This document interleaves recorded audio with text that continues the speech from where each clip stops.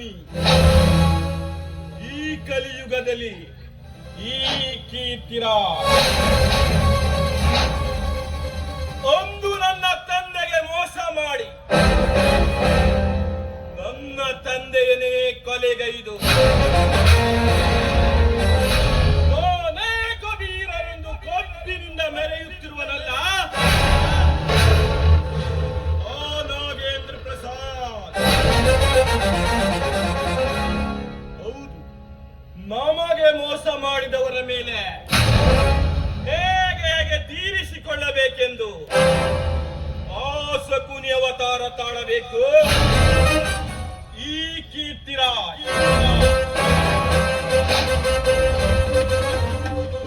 ಹೊಡೆದ ಗಾಯ ಸ್ವಲ್ಪ ದಿನ ನಂತರ ಮಾಯವಾಗಬಹುದು.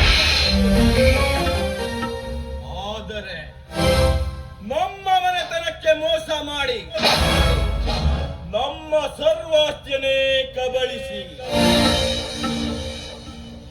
ನಾನೇಕ ವೀರನೆಂದು ಕೊಬ್ಬಿನಿಂದ ಮೆರೆಯುತ್ತಿರುವನಲ್ಲ ಆ ನಾಗೇಂದ್ರ ಪ್ರಸಾದ್.